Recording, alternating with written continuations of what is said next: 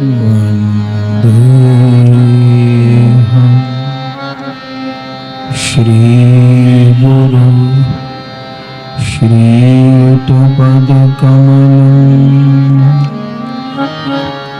श्रीगुरुं वैष्णवांश्च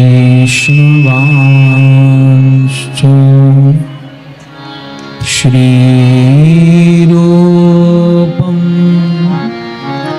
साग्रजातं सहगणा रघुनाथान्वितं तं सजीवं साद्वैतं सावधूतं परिजनसहितं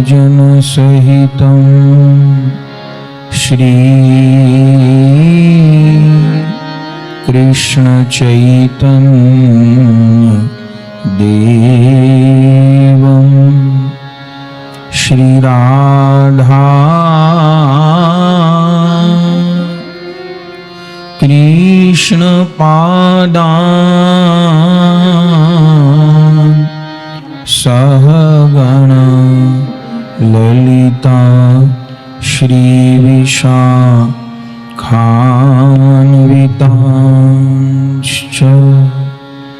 भक्त भक्ति भगवंत गुरु चतुर्नाम वपुएक तिनके पद वंदन किए नाशहि विघ्न अनेक। हरे कृष्णा कृष्णा कृष्णा हरे हरे हरे राम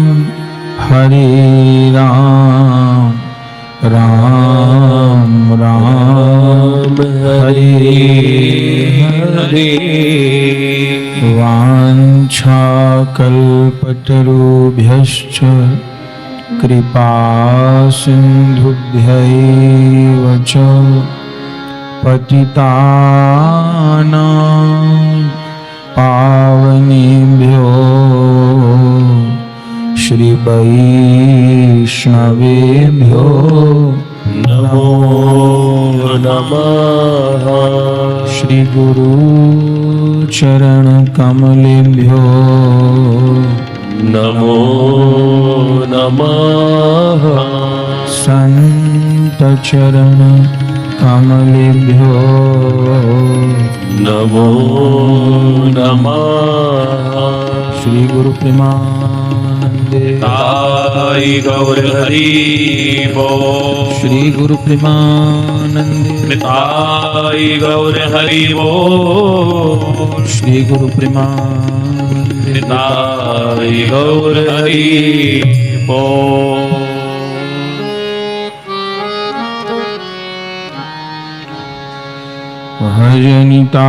भजनिताई गौर राधे श्याम जप हरे कृष्णा हरे राम। भजनिताई गौर राधे श्याम जप हरे कृष्णा हरे राम। निताई गौर राधे श्याम जप हरे कृष्णा हरे राम। निताई गौर राधे श्याम जप हरे कृष्णा हरे राम। निताई गौर राधे श्याम जप हरे कृष्णा हरे राम। निताई गौर राधे श्याम जप हरे कृष्णा हरे राम गौरी शंकर सीताराम जय विघ्न हरण सतगुरु हनुमान गौरी शंकर सीताराम जय विघ्न हरण सतगुरु हनुमान प्राण भरि के गावो ना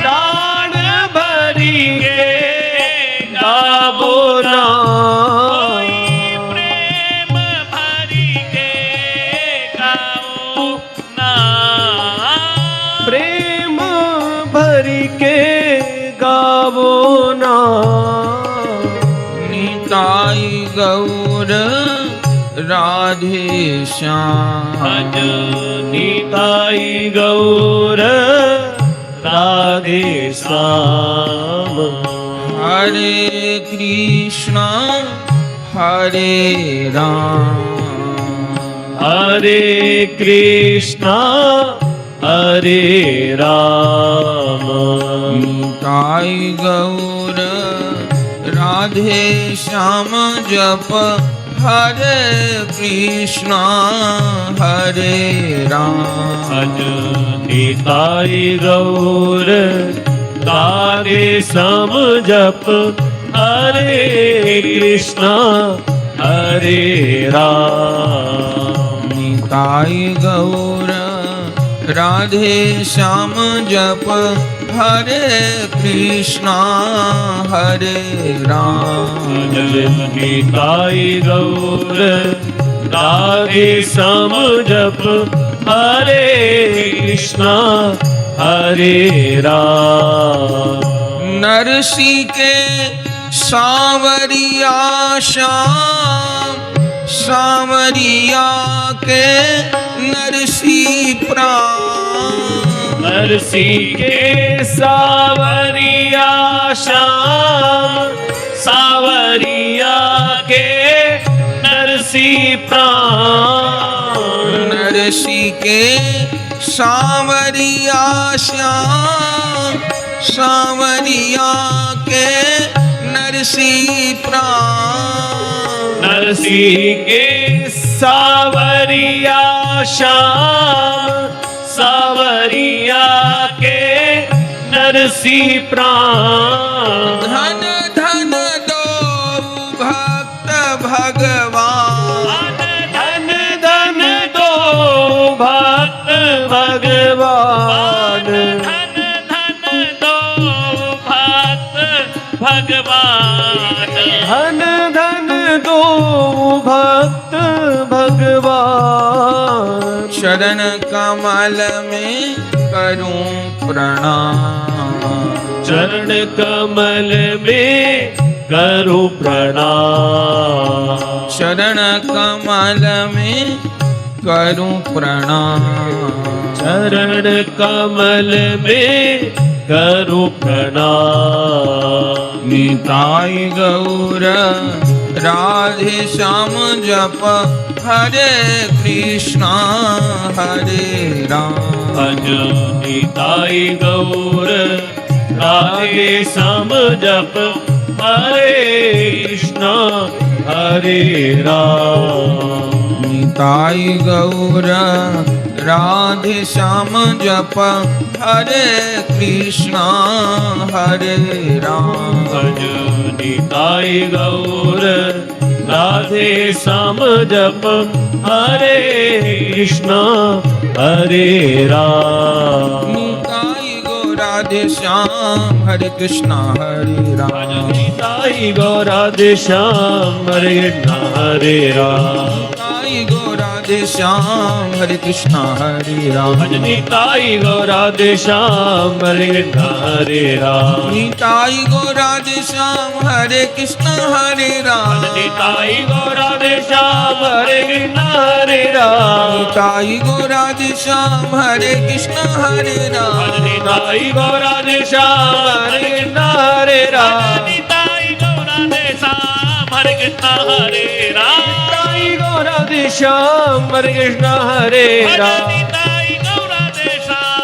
कृष्णा हरे राम निताई गौर राधे श्याम हरे कृष्णा हरे राम निताई गौर राधे श्याम हरे कृष्णा हरे राम निताई गौर राधे श्याम हरे कृष्णा हरे राम निताई गौर राधे श्याम हरे कृष्णा हरे राम निताई गौर राधे श्याम हरे कृष्णा हरे राम निताई गौर राधे श्याम हरे हरे राम निताई गौर राधे श्याम हरे कृष्णा हरे राम निताई गौर राधे श्याम हरे कृष्णा हरे राम निताई गौर राधे श्याम हरे कृष्णा हरे राम निताई गौर राधे श्याम हरे कृष्णा हरे राम निताई गौर राधे श्याम हरे कृष्णा हरे राम निताई गौर राधे श्याम हरे कृष्णा हरे राम गौर राधे श्याम हरे कृष्णा हरे राम निताई गौर राधे श्याम हरे हरे राम निताई गौर राधे श्याम हरे कृष्णा हरे राम निताई गौर राधे श्याम हरे हरे राम निताई गौर राधे श्याम हरे कृष्णा हरे राम निताई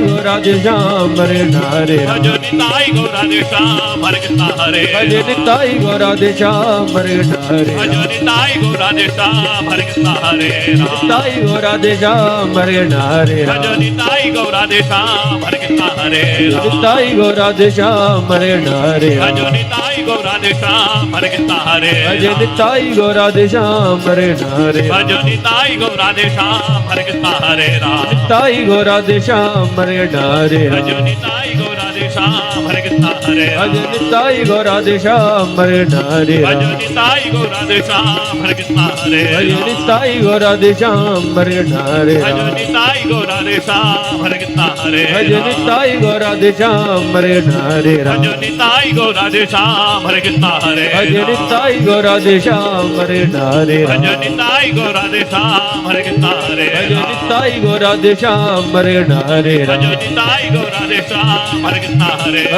निताई गौर राधे श्याम हरे हरे राम निताई गौर राधे श्याम हरे कृष्णा हरे निताई गौर राधे श्याम हरे हरे राम निताई गौर राधे श्याम हरे कृष्णा हरे राम निताई गौर राधे श्याम हरे हरे राम निताई गौर राधे श्याम हरे कृष्णा हरे राम निताई गौर राधे श्याम हरे हरे भज निताई गौर राधे श्याम हरे कृष्णा हरे भज निताई गौर राधे श्याम हरे हरे राम निताई गौर राधे श्याम हरे कृष्णा हरे भज निताई गौर राधे श्याम हरे हरे राम निताई गौर राधे श्याम हरे कृष्णा हरे भज निताई गौर राधे श्याम हरे हरे राम निताई गौर राधे श्याम हरे कृष्णा हरे भज निताई गौर राधे श्याम हरे हरे राम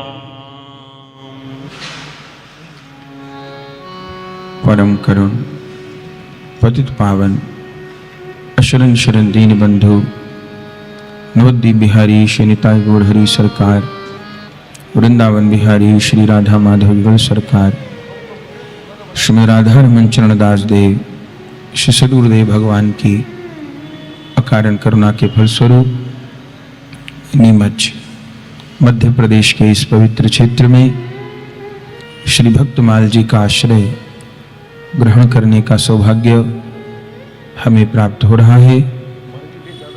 अग्रसेन सोशल ग्रुप का यह सामूहिक पवित्र मनोरथ है।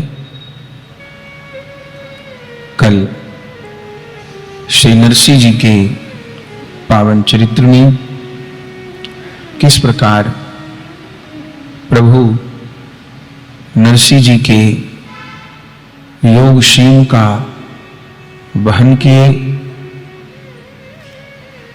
उनके पुत्र का स्वयं भगवान ने आकर के विवाह कराया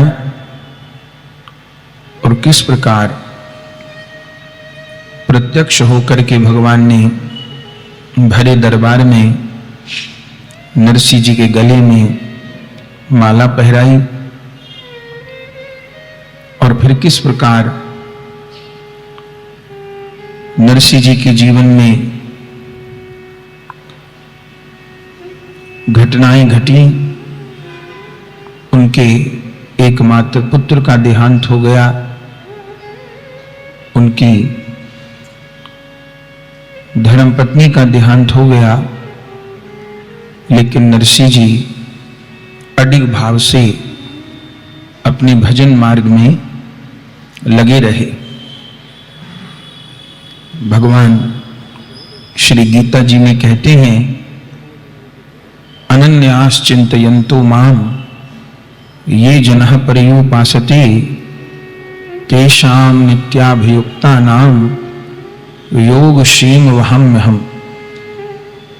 हे अर्जुन, जो अनन्य भाव से मेरी शरण ग्रहण कर लेते हैं, अर्थात जो अनन्य भाव से मेरे आश्रित हो जाते हैं, उनका अभियुक्त होकर के, उनका संरक्षक होकर के मैं सदैव विराजमान रहता हूं और उनके योग क्षेम का वहन करता हूं। योग क्षेम वहन माने जो उस भक्त को प्राप्त नहीं होता है वो उसको प्राप्त करा देता हूं, और जो उसको प्राप्त होता है उसकी रक्षा करता हूं। लेकिन इस योग क्षेम वहन का अर्थ कई बार केवल सांसारिक वस्तुओं के संदर्भ में ले लिया जाता है कि संसार में जो हमारे पास जरूरत की चीजें नहीं हैं वो भगवान उपलब्ध करवाते रहेंगे, और जो हमारे घर का सामान है उसकी भगवान रक्षा करेंगे। लेकिन केवल ये तात्पर्य नहीं है, ये भी हो सकता है, पर इतनी सस्ती बात भगवान नहीं कह रहे। रक्षा किसकी करता हूं, किस वस्तु की रक्षा करता हूं जो मेरे भक्त के लिए कल्याणकारी है। संसार में जो वस्तुओं का मिलना और छूटना है ये हमारे प्रारब्ध पर निर्भर करता है। किसका संग कितने दिन मिलेगा ये सब प्रारब्ध से निश्चित है। तो भक्त के कौन से धन का भगवान रक्षण करते हैं और कौन धन उसको उपलब्ध कराते हैं, तो वास्तव में आश्रित जन के भक्ति वाले धन का भगवान संरक्षण करते हैं। जो नाम का धन है, जो निष्ठा का धन है, उसका भगवान संरक्षण करते हैं। और इस भक्ति मार्ग में जो हमको उपलब्ध नहीं है, मानिए हमारे अंदर धाम निष्ठा नहीं है, तो प्रभु किसी धाम निष्ठ से मिलवा करके हमारे अंदर धाम निष्ठा पैदा कर देंगे। यदि हमारे भीतर नाम निष्ठा नहीं है तो किसी नाम निष्ठ महापुरुष का संपर्क करवा करके हमारे भीतर नाम निष्ठा उत्पन्न कर देंगे। यदि हमारे भीतर सेवा की निष्ठा नहीं है तो प्रभु किसी सेवा निष्ठ से मिलवा करके सेवा की निष्ठा प्राप्त करवा देंगे। और जो निष्ठाएं हैं उनकी प्रभु रक्षा करेंगे, उस भाव के धन की रक्षा करेंगे। केवल सांसारिक वस्तु के संदर्भ में अर्थ नहीं है। तो श्री नरसिंह जी के जीवन में ये योग क्षेम वहाम्यहम् वाली लीला प्रभु दोनों पक्षों में निभा रहे हैं। सांसारिक दृष्टि से तो बार बार योग क्षेम वहन करते ही हैं, लेकिन इतनी इतनी विपरीत घटनाएं हम अपने मन वाले धरातल पर तोल करके देखें। हमको तो जरा कठिनाई हो, किसी को 4 दिन मंदिर जाते हुए हों और जरा कठिनाई हो जाए तो सोचने लग जाएगा, मैं मंदिर जाता हूं, मेरे साथ ऐसा क्यों हो रहा है। मैंने गिरिराज जी की परिक्रमा की, मेरे साथ ऐसा क्यों हुआ। मैं तो माला करता हूं, मैं तो कीर्तन करता हूं, मेरे साथ ऐसा क्यों हुआ? हम तो 2-4 माला में अपने जन्मों जन्मों के प्रारब्ध काट लेना चाहते हैं, पर ऐसा नहीं है। प्रारब्ध की जो धारा है वो अलग बहती है और भजन की धारा अलग बहती है। ये एक नासमझी है। हमारे प्रारब्ध का प्रवाह अपने तरीके से बहता है और भजन का प्रवाह अपने तरीके से बहता है।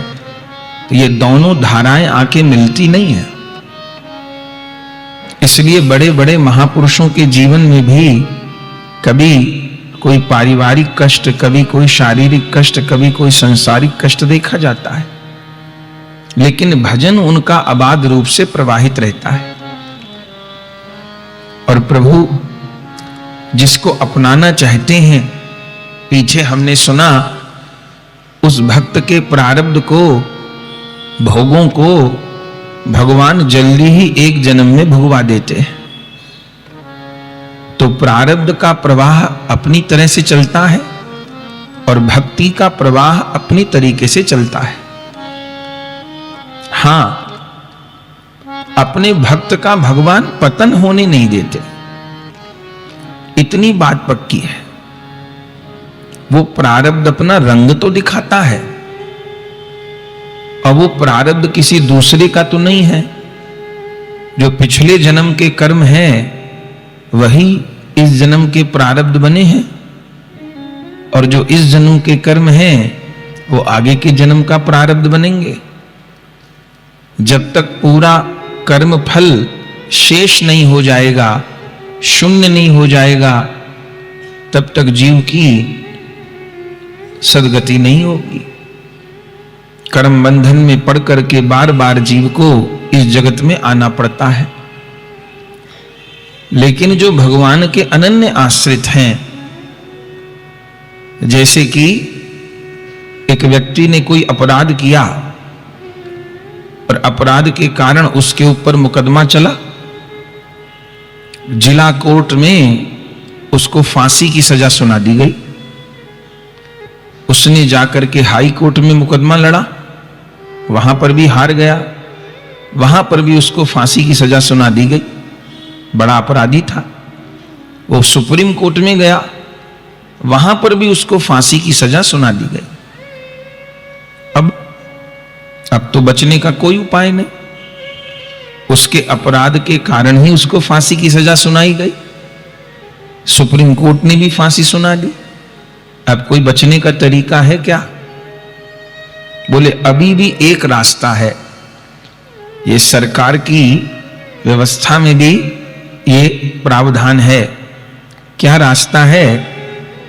उसको कहते हैं मर्सी अपील, दया याचिका। वो अपराधी राष्ट्रपति को दया याचिका दे, राष्ट्रपति को मर्सी अपील करे, और उसमें अपराधी कहता है कि मुझे एक अवसर और दिया जाए, मुझे जीवन दान दिया जाए, मेरे अपराध को क्षमा किया जाए। अब राष्ट्रपति की मर्जी है वो माने या न माने, पर राष्ट्रपति के पास ये सामर्थ्य है।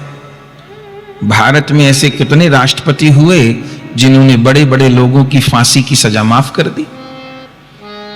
तो यदि राष्ट्रपति ये कह दे कि इस अपराधी की फांसी की सजा माफ की जाए, तो सुप्रीम कोर्ट का फैसला, हाई कोर्ट का फैसला सब धरे रह जाएंगे और वो व्यक्ति सजा से बच जाएगा। तो संसार में जो राष्ट्रपति है वो इस अधिकार का प्रयोग करता है नहीं करता है वो एक अलग बात है। और वो जो राष्ट्रपति बनता है वो भी एक निश्चित समय के लिए ही बनता है। 5 वर्ष के लिए राष्ट्रपति बनते हैं। अलग अलग देशों में अलग अलग व्यवस्था है, और वो इतने दयालु भी हैं कि नहीं खबर नहीं। लेकिन जो त्रिलोकपति श्री कृष्ण हैं, एक तो वहां चुनाव नहीं होता, वो 5 साल के लिए नहीं बनते, वो सदा के लिए ही रहते हैं। तो जो त्रिलोकपति श्री कृष्ण हैं, अखिल ब्रह्मांड नायक श्री कृष्ण हैं, वे सर्वेश्वर हैं और दूसरा वे अत्यंत दयालु हैं।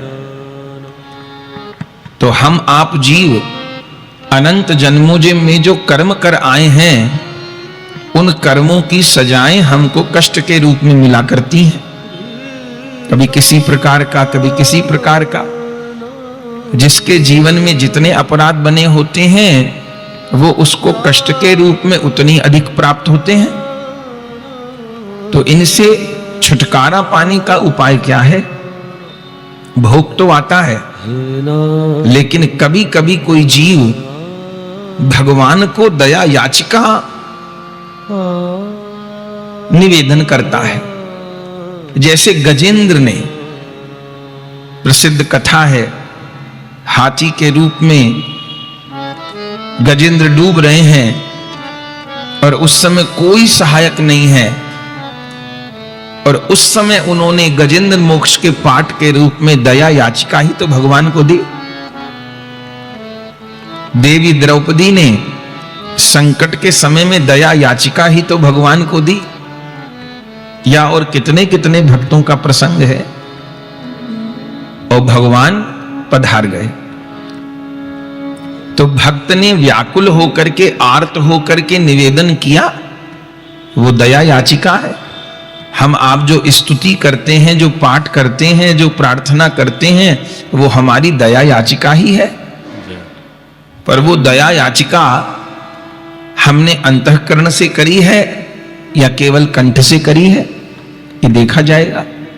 नहीं है कि प्रभु के दरबार में वो दया याचिका खारिज कर दी गई हो, ठुकरा दी गई हो, ऐसा एक भी उदाहरण नहीं है। प्रभु दया याचिका को स्वीकार करते हैं। और फिर जब प्रभु दयालु होते हैं, तो जैसे राष्ट्रपति ने यदि अपराधी को क्षमा कर दिया, तो फिर सुप्रीम कोर्ट का फैसला धरा रह जाएगा, हाई कोर्ट का फैसला धरा रह जाएगा। ऐसे प्रभु यदि हम पर अनुकूल हो गए, तो हमारे पूर्व के कर्मों के कारण भले जो कोई प्रारब्ध बचा हो और जितने जन्म बचे हों और जो कुछ बचा हो, वो एक क्षण में क्षमा हो जाएगा। एक क्षण में। तमाम प्रमाण ग्रंथों में विद्यमान हैं, उधर दृष्टि करें तो फिर अपना प्रसंग रह जाए। पर समझने की बात यही है कि सबसे समझदारी इसी में है कि प्रभु का आश्रय लेके रहा जाए और निरंतर उनसे दया याचिका की जाए। ये जो नाम जप कर रहे हैं, ये भी तो ये दया याचिका ही है। राम नाम रटते रहो, जब लग घट में प्राण, कबहु तो दीन दयाल के भनक पड़ेगी कान।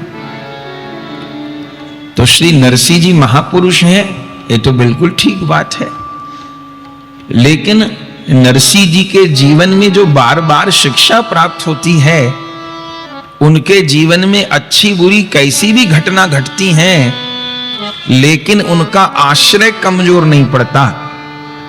उनकी निष्ठा इतनी प्रबल है, उनका विश्वास इतना मजबूत है कि ऐसे तूफान जीवन में उठते हैं कि लगता है सब कुछ नष्ट हो जाएगा, लेकिन फिर नरसिंह जी खड़े हो जाते हैं। ऐसी निष्ठा अपने को अपने जीवन में उत्पन्न करनी होगी, तो देखेंगे इस लोक में भी मंगल होगा और परलोक में भी मंगल होगा। श्री ठाकुर जी रुक्मणी जी के साथ विराजते हैं और कभी नरसिंह जी की चर्चा करते हैं। जब बार बार इस पद को हम लोग गाते हैं ना, औचक करुण पुकार सुनी, चौंक उठे रन छोर, पुनि पुनि पूछत रुक्मणी, परो कौन पे जोर। रुक्मणी जी ने प्रभु से पूछा, न सोच है न गम है, मोह है न भ्रम है, न शोक है न गम है। बस्ती में तो रहे पर मस्ती में फर्क नहीं। बस्ती में तो रहे पर मस्ती में फर्क नहीं, और बड़ी हस्ती वालों के नाकन में दम है।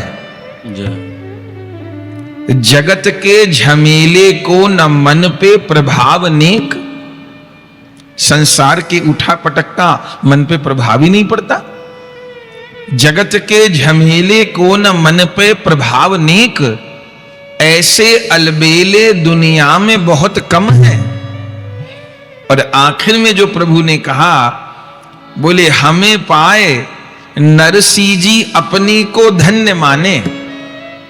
हमें पाए नरसी जी अपने को धन्य माने, पर नरसी सो भगत पाए धन्य भये हम हैं।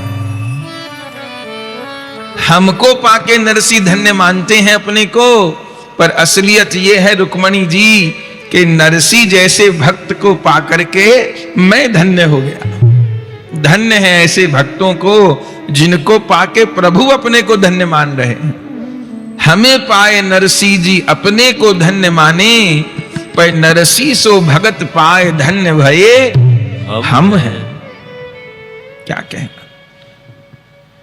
तो पुत्र का भी देहांत हो गया, पत्नी का भी देहांत हो गया। श्री नरसी जी पुनः अपनी साधना में लग गए। और इधर नरसी जी की बड़ी कन्या, आप भूले नहीं होंगे, नरसी जी की बड़ी बेटी कुंवरी बाई, जिसको नरसी जी प्यार से नन्ही बोलते थे, पर नन्ही से नन्ही बाई और नन्ही बाई से नानी बाई बिटिया का नाम हो गया। उसको छोटी आयु में ही नरसी जी ने ब्याह दिया था। अंजार नगर के मुखिया थे रंगधर, उनके बड़े पुत्र थे बसंत राय। उनको उन्होंने अपनी बड़ी बेटी ब्याही थी, और ब्याह उस समय हो गया था जब अक्रूर जी की दी हुई खूब संपत्ति थी नरसी जी के पास, तो अच्छे से बेटी का ब्याह कर दिया था। उसके बाद फिर पुत्र के विवाह की कल चर्चा सुन ही ली हमने, लेकिन विवाह के 5 वर्ष बाद पुत्र का देहांत हो गया था। और जो छोटी बेटी थी रत्नाबाई, उन्होंने विवाह नहीं किया था, वो अपने पिता के साथ ही रहती थी। इधर नरसी जी ने अपनी बेटी का ब्याह तो बहुत अच्छे से कर दिया था, क्योंकि उस समय अक्रूर जी की दी हुई संपत्ति थी। लेकिन ब्याह के बाद एक बेटी का पिता जो समय समय पर बेटी के ससुराल में जो त्योहारों के ऊपर कुछ न कुछ देता है समय समय पर, तो नरसी जी वो देने में असमर्थ रहे। उसका कारण था कि एक तो नरसी जी को ये ज्यादा कुछ दुनियादारी आती भी नहीं थी कि अब ये त्योहार है तो ये जाएगा, वो त्योहार है तो ये जाएगा। बेटी का बाप तो जीवन भर ही बेटी वाले के देता ही रहता है।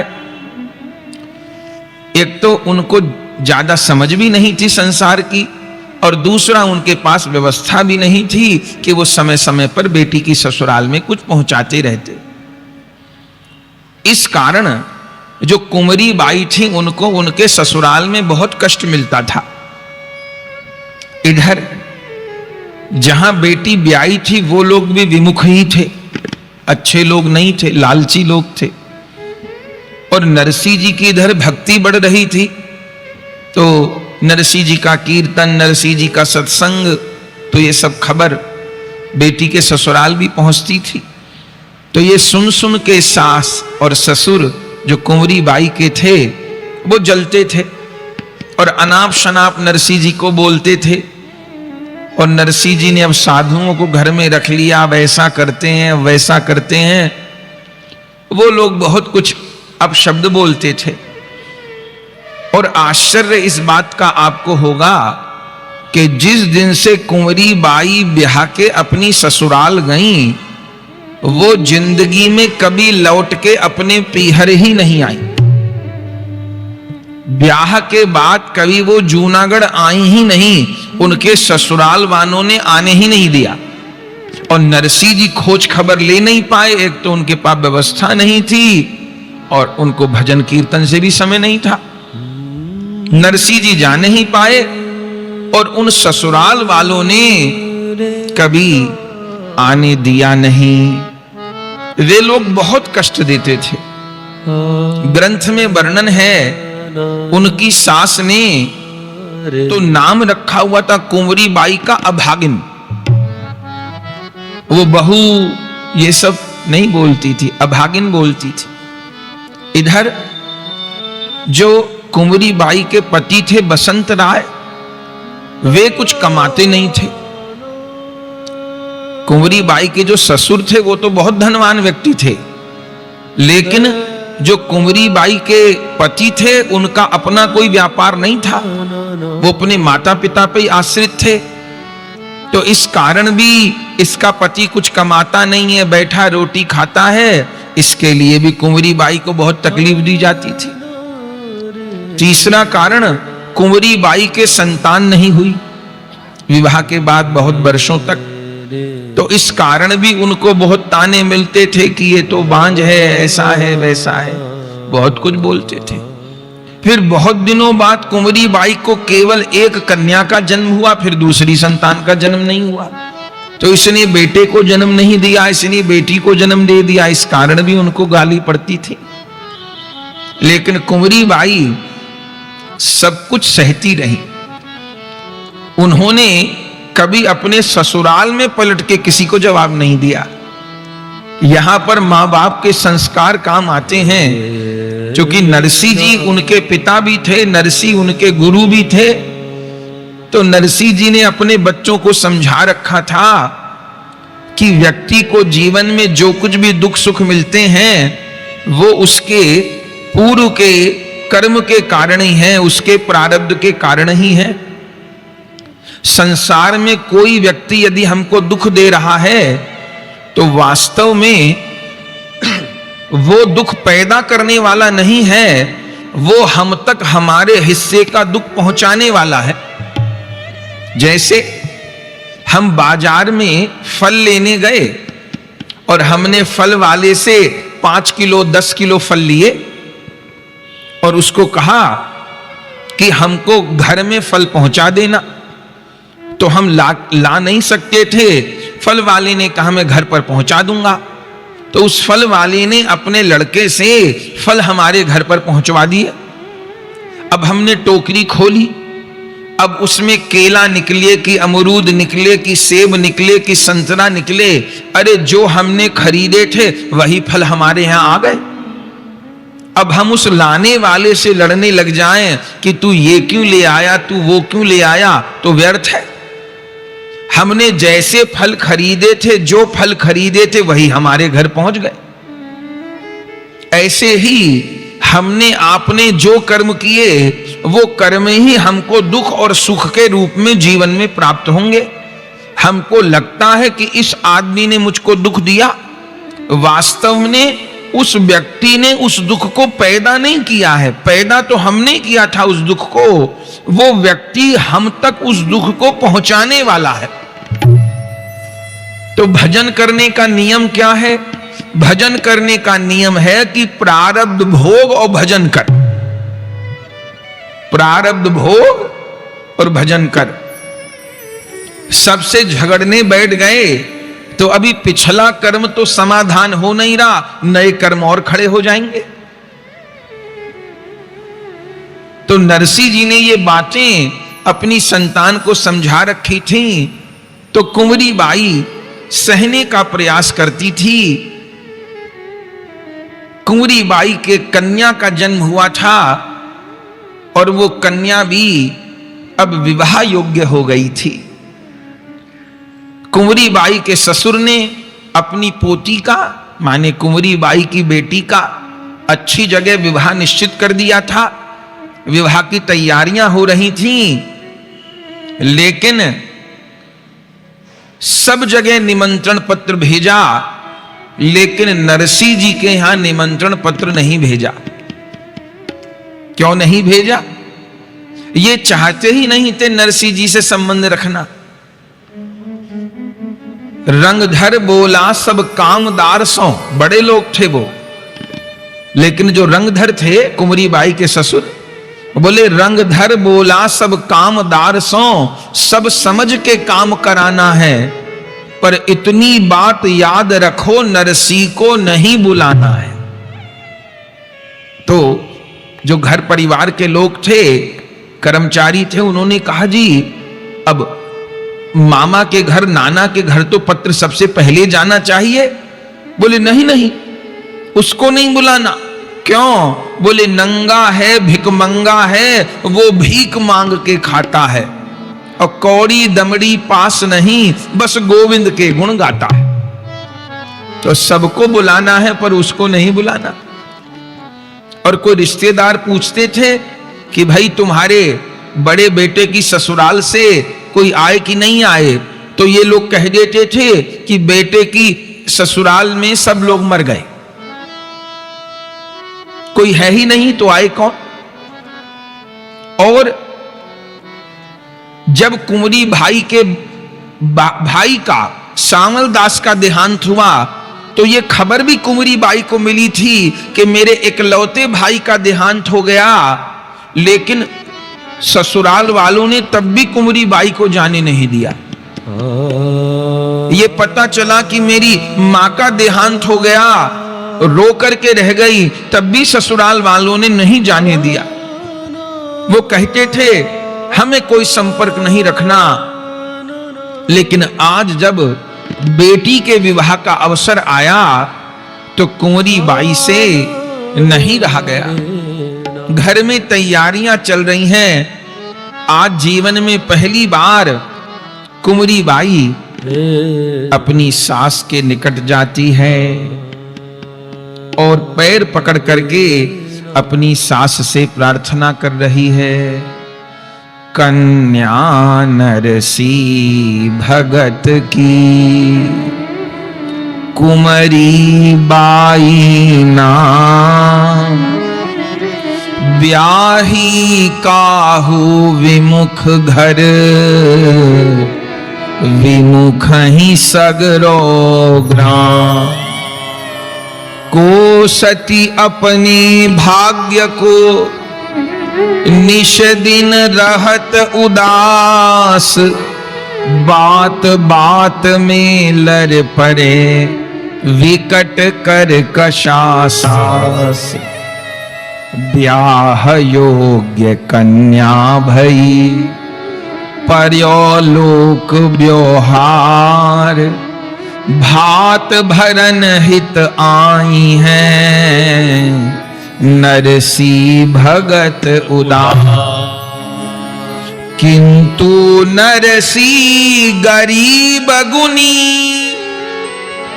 दियो निमंत्रण नाय, अपनी धन ऐश्वर्य को अहंकार मन मा।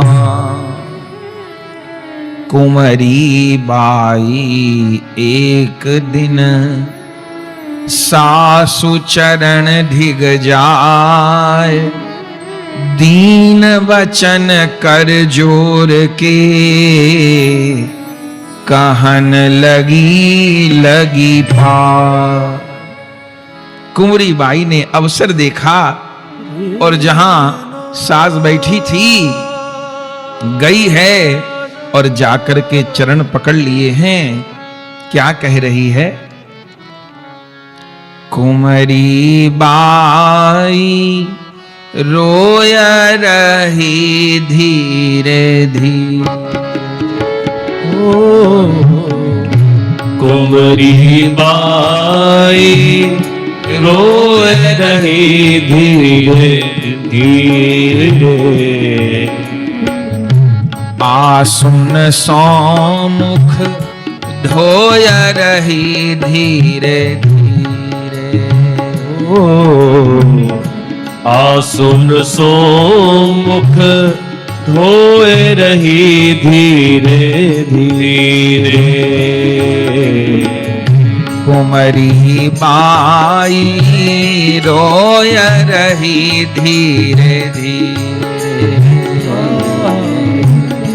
कुंवरी बाई रोए रही धीरे धीरे, मेरे बाबुल पे धन नाही, मेरे बाबुल पे धन नाही, याते पतरी भेजो नाही, याते पतरी भेजो नाही, मेरे बाबुल पे धन नाही, मेरे बाबुल पे धन नाही, याते पतरी भेजो नाही, याते पतरी भेजो नाही, यो कह धीरज खोय रही धीरे धीरे, यो कह धीरज खोए रही धीरे धीरे, नरसी की बेटी रोय रही धीरे धीरे, नरसी की बेटी रोए रही धीरे धीरे, मेरे मैया वीर वीराने, मेरे मैया वीर वीराने, तब हूँ तुम दियो न जाने, तब हो तुम दियो न जाने, मेरे पीर हृदय में हो रही धीरे धीरे, मेरे पीर हृदय में मोह रही धीरे धीरे, नरसी की बेटी रोय रही धीरे, नरसी की बेटी रोए रही धीरे धीरे, मैं जूनागढ़ को जाऊं, मैं जूनागढ़ को जाऊं, मैं जूनागढ़ को जाऊं, मैं जूनागढ़ को जाऊं, निज बाबुल से मिल आऊं, निज बाबुल से मिल आऊं, निज बाबुल से मिल आऊं, निज बाबुल से मिल आऊं, मैं भात न्योत वे जाऊं, मैं भात न्योत वे जाऊं, निज बाबुल से मिल आऊं, निज बाबुल से मिल आऊं, यो कह धीरज खोय रही धीरे धीरे, यो कह धीरज खोए रही धीरे धीरे, नरसी की बेटी रोय रही धीरे, नरसी की बेटी रोए रही धीरे धीरे, कुंवरी बाई रोय रही धीरे धीरे, हाँ कुंवरी बाई रोए रही धीरे धीरे, इन्हें गौरदास समझाए दो, इन्हें गौरदास समझाए दो, इन्हें गौरदास समझाए दो, इन्हें गौरदास समझाए दो, मेरे पिता का मर्म बताए दो, मेरे पिता का मर्म बताए दो, मेरे गुरु का मर्म बताए दो, मेरे गुरु का मरम बताए दो। यो आसुन से मुख धोए रही धीरे आयो आसुन से मुख धोए रही धीरे धीरे। नरसी की बेटी रोय रही धीरे धीरे। नरसी की बेटी रोए रही धीरे धीरे। सखी कुंवरी बाई रोय रही धीरे। सखी कुंवरी बाई रोए रही धीरे धीरे।